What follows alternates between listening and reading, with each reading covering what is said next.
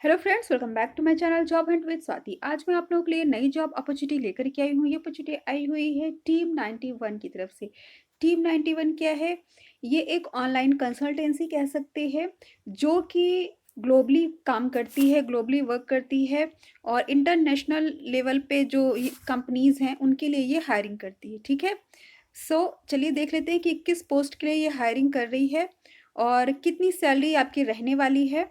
ठीक है, ये जो प्रोफाइल जिसके लिए हायरिंग कर रही है ये है एग्जीक्यूटिव असिस्टेंट। ये कनाडा के लिए हायरिंग कर रही है as remote job in India. ठीक है, फुल टाइम जॉब है, बहुत ही अच्छी सैलरी इसमें रहने वाली है। तो सारी डिटेल्स के लिए चेकआउट कर लेते हैं कि क्वालिफिकेशन वगैरह इसमें क्या मांगा गया है और क्या आपका रोल एंड रिस्पॉन्सिबिलिटी रहने वाली है। तो क्वालिफिकेशन की यदि बात किया जाए, बैचलर्स डिग्री और इक्वेलेंट एक्सपीरियंस। ठीक है, तो या तो आपके पास बैचलर डिग्री हो या उसके इक्वालेंट एक्सपीरियंस। सपोज कि आप इंटरमीडिएट हो, ठीक है, तो आपके पास करीब कम से कम 3 साल का ऑफिस का एक्सपीरियंस हो। ठीक है, proficient in Microsoft office sweet. तो देखिए, अगर आप ऑफिस वर्क करना चाहते हो, खासतौर से ये जो वर्क है एग्जीक्यूटिव असिस्टेंट का है, यानी कि बैक ऑफिस वर्क है, तो बैक ऑफिस वर्क के लिए आपको माइक्रोसॉफ्ट ऑफिस आना ही चाहिए। ठीक है, माइक्रोसॉफ्ट ऑफिस में क्या क्या चीज़ें रहती है, वर्ड रहता है, एक्सेल रहता है खास तौर से। ठीक है, पावर पॉइंट वगैरह भी रहता है, बट उतना वो यूज़ नहीं होता, डिपेंड करता है। लेकिन पावर पॉइंट अब जब से चीज़ें ऑनलाइन हो गई है तब से खास तौर से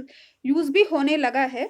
बट स्पेशली जो यूज़ होता है बैक ऑफिस में वो आपका होता है MS एक्सेल और वर्ड। ठीक है, experience in managing multiple priorities, administrative coordination and logistics. ठीक है, आपको क्या काम करना होगा? Experience in managing multiple properties. तो मल्टीपल प्रॉपर्टीज को आपको मैनेज करना होगा।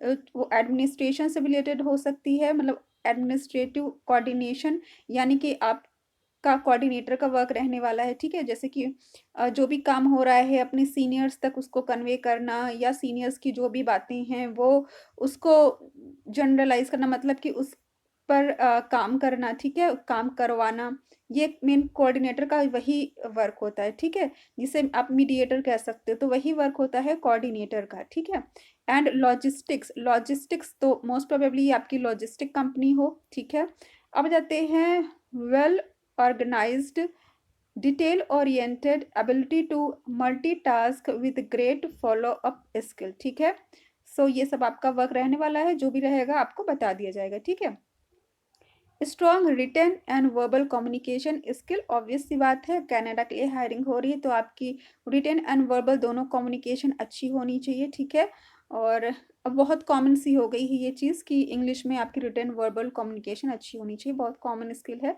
और वो ऑलमोस्ट मैंडेटरी ही है। ठीक है, सैलरी की रेंज जो है बहुत ही ज़्यादा अच्छी है, up to 20 LPA CTC for the perfect candidates. ठीक है, सो देखिए यहाँ पे इन्होंने up to 20 lakh per annum कह रखी है।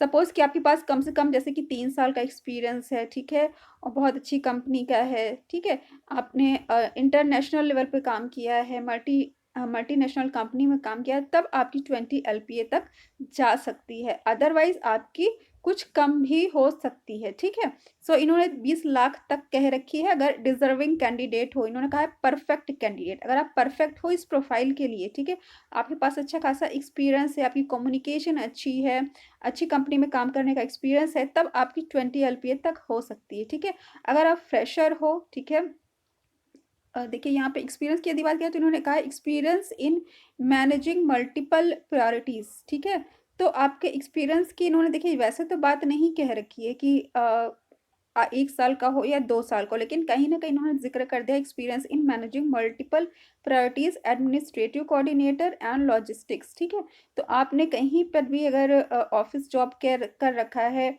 ऑफिस एडमिनिस्ट्रेशन को देखा है अगर आपने, ठीक है, लॉजिस्टिक्स को मैनेज किया है आपने, तो आप इस यहाँ पे काम कर सकते हो। ठीक है, अब चलिए बाकी की चीज़ें डिटेल्स देख लेते हैं कि क्या आपका प्रोफाइल यहाँ पर रहने वाला है।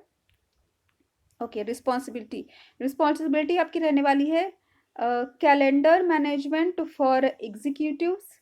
देखिए यही मेन वर्क होता है कोऑर्डिनेटर का। ठीक है, कैलेंडर मैनेजमेंट।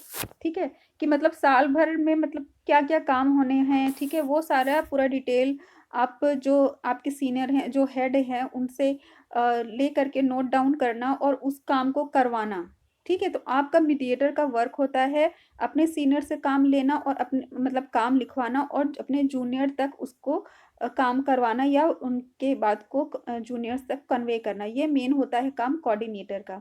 तो वही आपका काम रहने वाला है, कैलेंडर मैनेजमेंट फॉर एग्जीक्यूटिव्स। अब आ जाते हैं aid executive in preparing for meetings, responding to email and document request on behalf of executive, draft slides, meeting notes and documents for executives।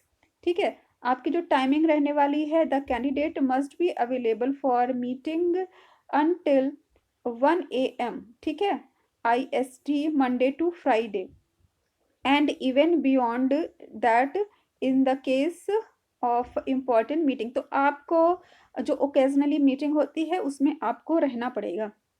आपकी प्रोफाइल बहुत ही ज़्यादा अच्छी है, ठीक है, कोई छोटी प्रोफाइल नहीं है। कोऑर्डिनेटर का वर्क रहने वाला है पूरा आपके हाथ में। देखिए कोऑर्डिनेटर के हाथ में पूरी रिस्पॉन्सिबिलिटी होती है, ठीक है, कि जो भी यहाँ के हेड हैं, ठीक है, जो भी हो सकते हैं, प्रेसिडेंट हो सकते हैं, मतलब उनको आप चाहे CEO कहिए, ठीक है, प्रेसिडेंट कहिए, कुछ भी कहिए, मतलब प्रेसिडेंट से मतलब यही नहीं होता है कि खाली कंट्री के प्रेसिडेंट, प्रेसिडेंट किसी कंपनी में भी होते हैं, स्कूल में भी होते हैं, ठीक है। और मैं इस पे वर्क कर चुकी हूँ कोऑर्डिनेटर का, इसलिए मैं बहुत अच्छे से ये वर्क जानती हूँ, ठीक है। जो भी आपके सबसे बड़े हेड होते हैं उनकी जो भी बात होती है या जो भी उनका जो वर्क रहता है, जो भी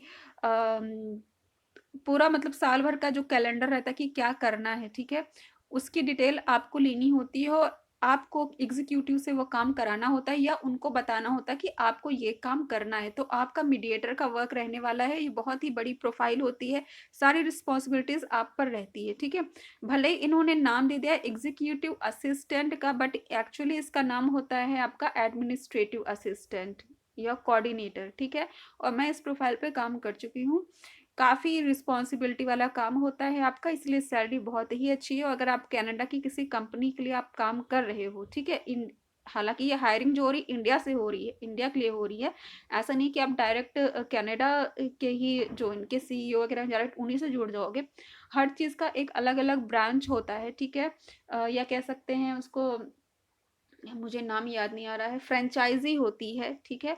हो सकता है किसी फ्रेंचाइजी जो इंडिया में हो उसके लिए आप काम कर रहे हो। सो आपका प्रोफाइल काफ़ी बड़ा है और इसीलिए आपकी सैलरी रेंज भी काफ़ी अच्छी है, ठीक है। तो अगर आप ग्रेजुएट हो, थोड़ा बहुत आपके पास ऑफिस का एक्सपीरियंस है, कम से कम साल, 2 साल, 3 साल का, तो आप इसके लिए अप्लाई कर सकते हो, ठीक है। सो इसका अप्लाई लिंक मैं आपको डिस्क्रिप्शन में दे दूंगी। अगर आपको मेरा चैनल पसंद आए तो उसको सब्सक्राइब कर लीजिए, बिकॉज मैं ऐसी जॉब अपडेट्स प्रोवाइड करती रहती हूँ। Thanks for watching my channel, bye bye.